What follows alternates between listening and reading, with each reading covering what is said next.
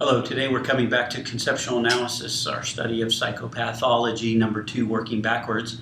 And in this section, what I want to do today is I want to begin to have you think through a conceptual analysis in terms of my model, the professor's model. And it's the way that I begin to think through what I would do in a counseling session when they come in to see me. And so as you hear the lecture today, this is a good way to get a basic conceptual overview. I usually do a lot of other therapies and Christian therapies, but for the sake of time, restrict my time to really my conceptual analysis. When people come in to see me and they sit down, they are coming in with what we would call the presenting problem. The presenting problem. And so that's where you always want to start with people. A lot of times counselors will come in and they'll want to chit-chat, they'll want to talk about this and that, how's the weather, try to break the ice and get to know the person. But to me personally, that's what we would call countertransference, and that concept you learn in counseling too. But countertransference says that I'm going to transfer my issues onto you as the counselee instead of really hearing what your issues are. So when I ask you about the weather, what does that have to do with the problem? You know, my thought to you is, as a counselor, is you want to go ahead right into the issue and why they've come. They've got a 50-minute session, and so you want to say something like this. Why have you come to see me? How can I be of help? What's the problem? What's going on? Those kind of simple statements get right to it, and someone might go into all this jargon and try to talk about the weather and where you're from and your background and everything. And really, what I'm saying to you is, as a counselor, there's other issues going on when you're trying to get that person to relax and open up to you, that you have a motive that could counter-transfer and become a problem. Anyways, having said that, then, the presenting problem. Why have you come to see me today? Now, what I'm going to do with this is I'm simply going to take the presenting problem and I'm going to begin to walk you down the waterline that we've been learning this whole semester and put all the capacities of personhood together with it. Now, when they come in, what would be the very first issue, or what would be most readily to them, available to them above the waterline in their thinking? You see, you had all those parts of capacities, and you had longing, I'm going to write them out here, longing, and rational capacity, and volitional capacity, and emotional. But technically speaking, you really had 6 parts instead of 4. You see 4 on the board. Let me break them down further.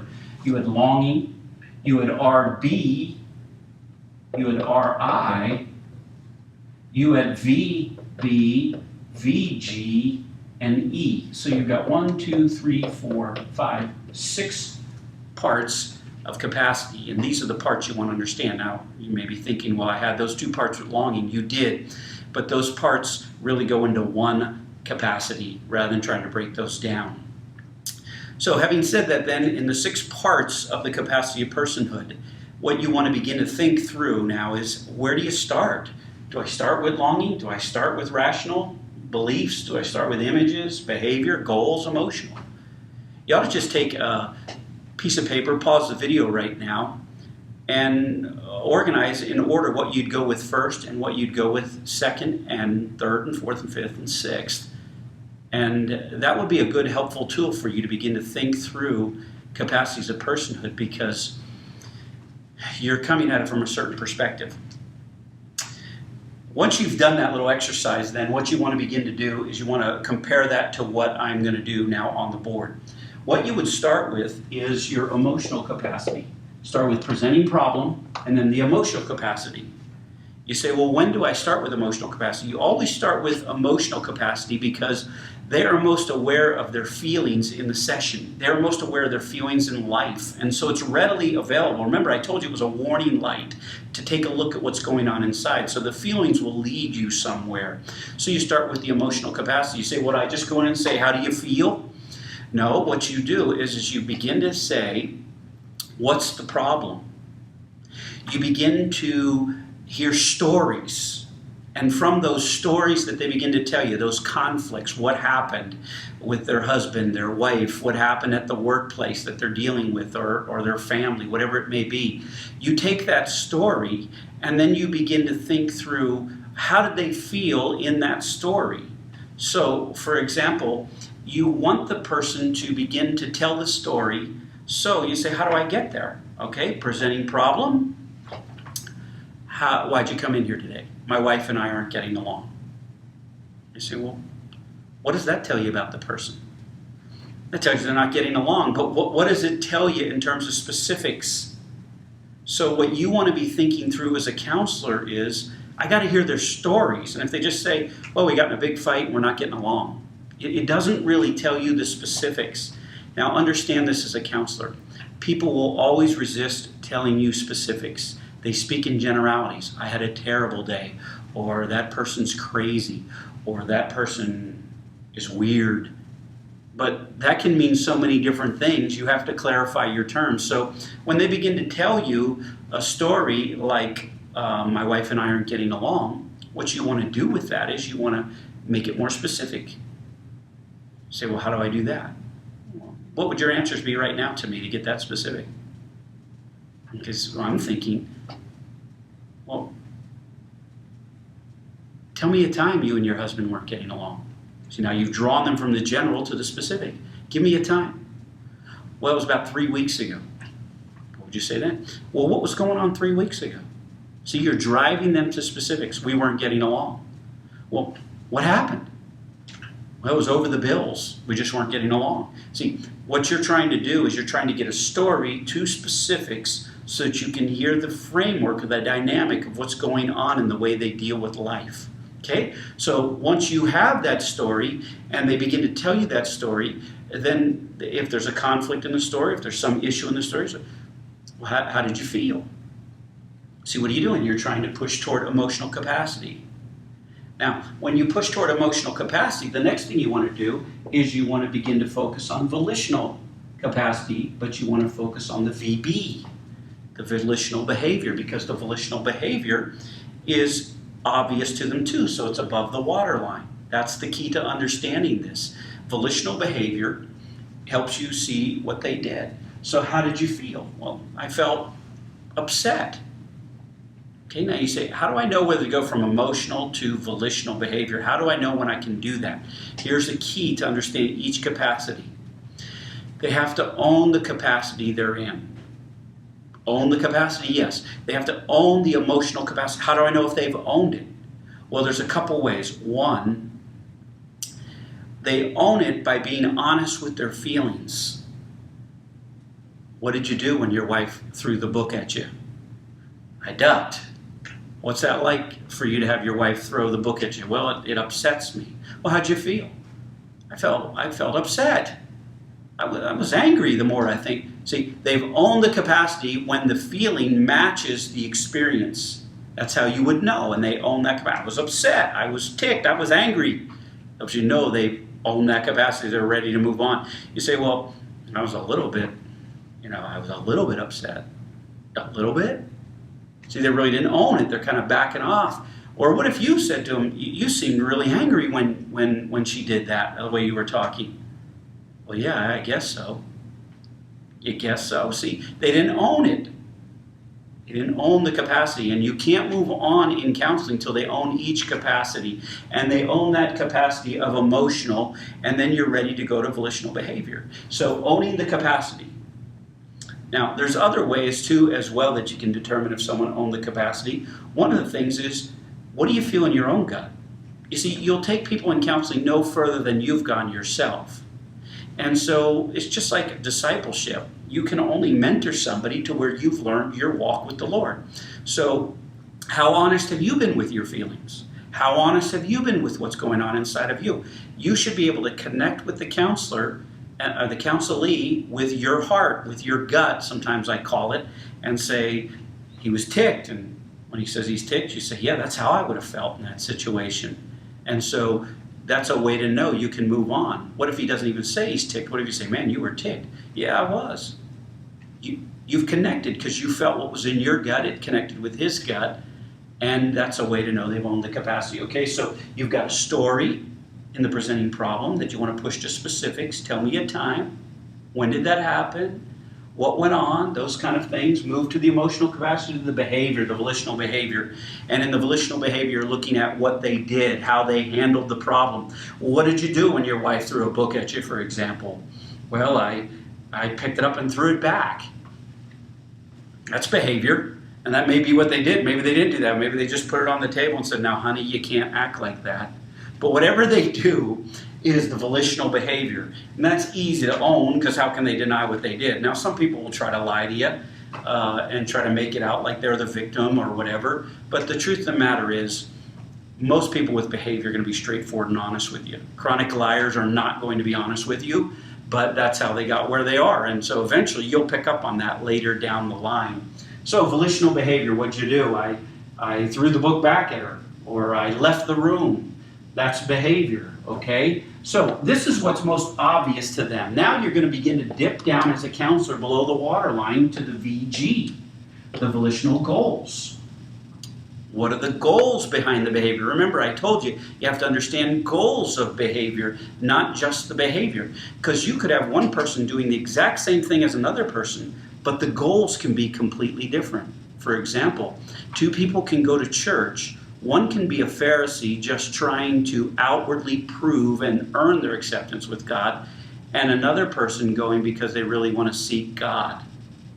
Look at that.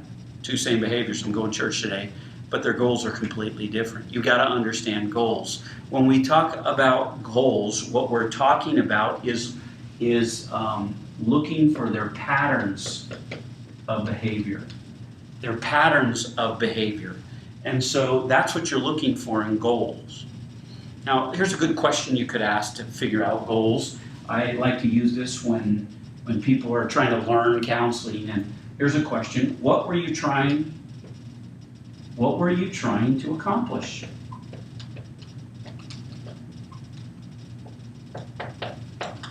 It's getting to motivation, but it's really staying at the goal level. These are my goals.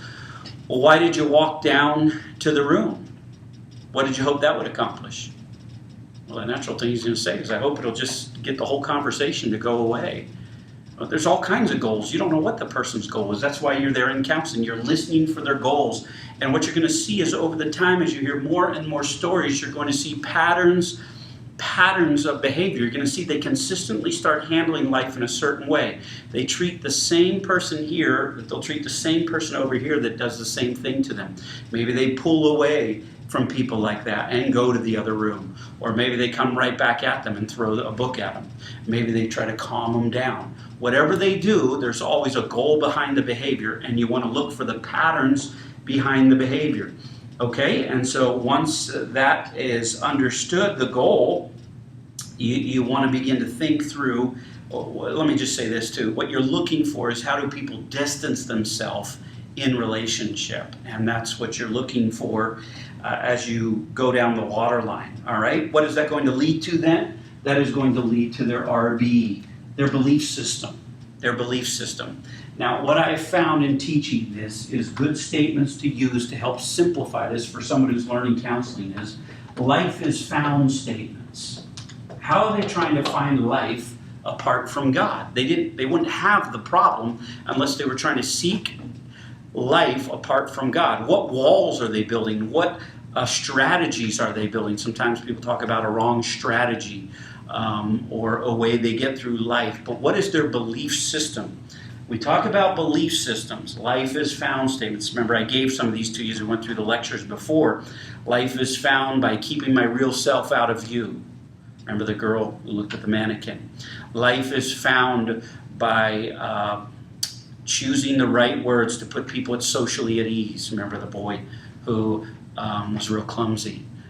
Those kind of statements are good ways for you to keep something simple in your mind. Now, you're not saying any of these things, all right? This is a structure, conceptual analysis to move through people's lives to give you the understanding. So this really has to become second nature to you if you're going to begin to think through being a good counselor. These belief statements are not patterns that you're looking for. These are purposes that you're looking for. The purposes of the behavior. You've got the patterns down because you've heard now this won't happen in one session, but you've heard many stories, and you see their patterns, but now you're beginning to see their purposes behind it. Where are they trying to find life apart from God? And that's called the purposes statement, and that's a great one because it begins to help you think through how they're trying to find life apart from God. Now, a lot of people say, well, these tend to overlap and they get confused on these. So remember, what were you trying to accomplish? How did that accomplish you leaving the room or whatever? Looking for patterns, more stories, but now you're looking for purposes. And that has more to do with the why, the motivation. So what did you hope to accomplish has some to do with motivation, but now you're beginning to look through, how does this person find life apart from God? Now we'll get into that more because that's confusing to some people, but I want to just pause right there because I got to keep going on with the lecture. And then rational images is next. And rational images, what you begin to see here is the way they see themselves. Okay, they'll begin to speak most deeply in images when they speak out of their pain. So when they understand their belief system, how they find life apart from God, you'll always find a rational image of speaks at the level of why I justify what I do.